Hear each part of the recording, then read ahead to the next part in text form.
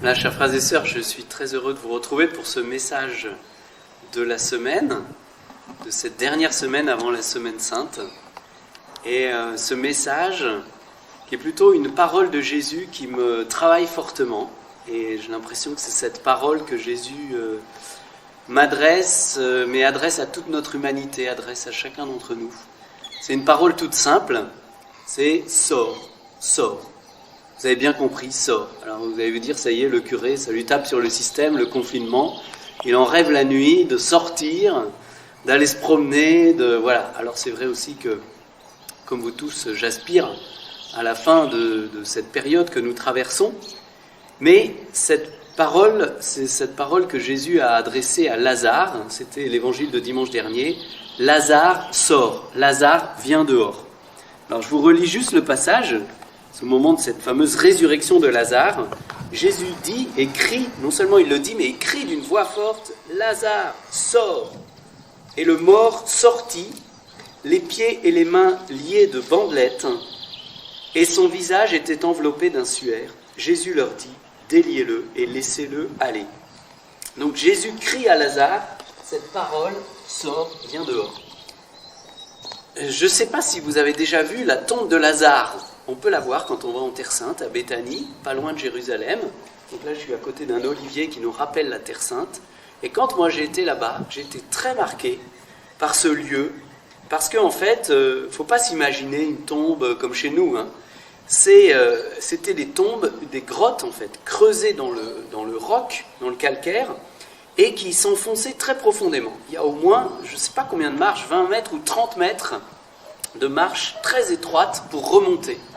Et quand j'ai fait le chemin que Lazare a dû faire pour sortir, justement, mais je me suis dit, mais comment a-t-il fait pour sortir alors qu'il avait en plus les pieds et les mains liés de bandelettes? C'est vraiment un grand miracle de Jésus. Et en fait, ça m'a beaucoup rejoint par rapport à ma situation personnelle, et je pense à notre situation, à ce qu'on peut vivre pendant ce confinement. Parce qu'on peut être un peu finalement comme Lazare au fond de la tombe. C'est-à-dire on est parfois au fond du trou, on est enfermé et en plus on est lié par des bandelettes. Et pendant le confinement, on prend conscience de manière plus aiguë, je ne sais pas vous, mais en tout cas moi ça m'arrive, de certains enfermements, de certaines morts dont je suis prisonnier. Alors ça peut être des comportements addictifs, des mauvaises habitudes. Je suis enfermé dans des peurs, des angoisses.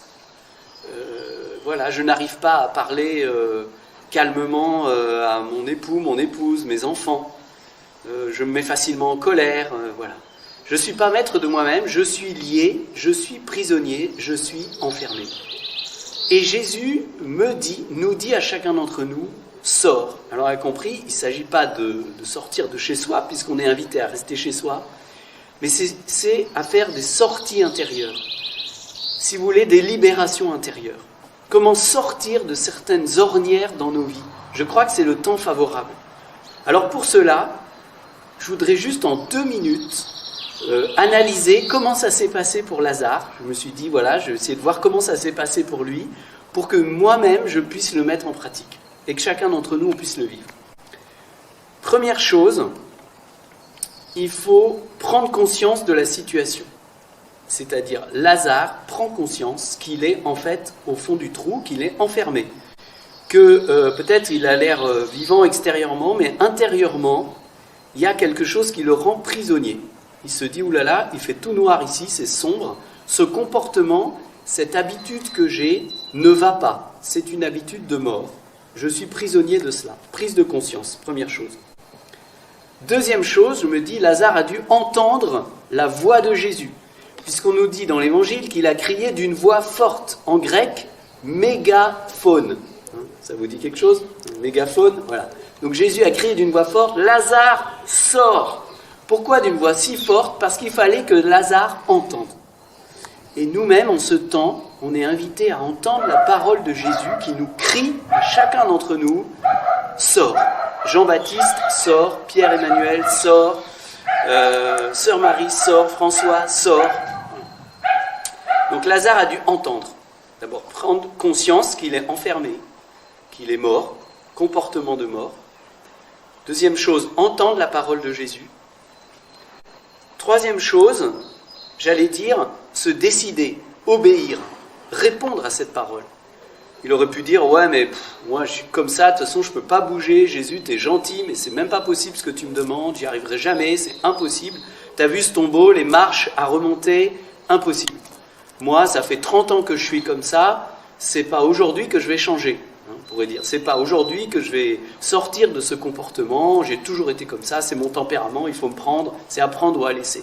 Eh bien non, Lazare a entendu la parole de Jésus, mais il y a répondu, il s'est mis en route, il s'est décidé, si vous voulez, à se lever, à obéir à Jésus.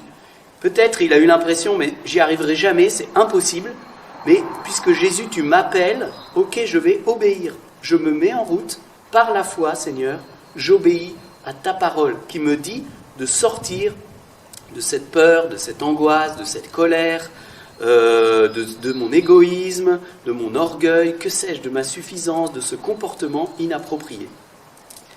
Donc Lazare s'est mis en route, il s'est levé. Il a commencé à faire une marche. Je ne vous dis pas, avec les pieds et les bandelettes, c'était pas facile.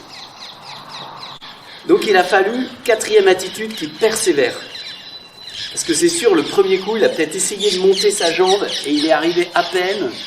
Il s'est dit, mais j'y arriverai jamais, il y a toutes les marches à remonter. Je vous rappelle que c'est un escalier raide. Donc pour sortir, Lazare a dû faire des efforts. Il y a eu la parole de Jésus, il y a eu la grâce de Dieu, mais ce n'était pas sans un effort de Lazare. Ça, j'en suis sûr, une fois que j'ai vu comment c'était là-bas. Donc je dis, ça nous rejoint pour chacun d'entre nous. Parce que si on veut sortir de nos comportements inappropriés, ça ne sera pas sans effort, ça ne sera pas magique. Il faudra y mettre du sien. Mais en obéissant à la parole de Jésus, je ne suis pas seul. Le Seigneur me donne sa grâce pour cela. Voilà. Et puis donc Lazare a persévéré, il est arrivé en haut. Et là, qu'est-ce que Jésus lui a dit ? Il lui a dit, ouais, je te prends dans mes bras, bravo Lazare. Non, il a dit à ses disciples, déliez-le et laissez-le aller. Donc il a confié Lazare à ses disciples. Donc c'est la dernière attitude. Une fois qu'on sera sorti de ce confinement, que tu sors de ce mauvais comportement, eh bien c'est bien de rejoindre les disciples de Jésus, de rejoindre la communauté chrétienne, qu'on prie pour toi aussi, parce que c'est comme ça que tu vas pouvoir t'en sortir de manière définitive. Oui, tu seras ressuscité, mais la prière les uns pour les autres est importante, l'Église est importante, les disciples de Jésus sont importants. Voilà, c'était le petit message de la semaine. Sors. Alors mon frère, ma sœur, je te souhaite une bonne sortie avec Lazare, en se rappelant les 5 étapes. Je prends conscience de ma situation, de mon comportement inapproprié. J'entends la parole de Jésus. J'y obéis. Je persévère.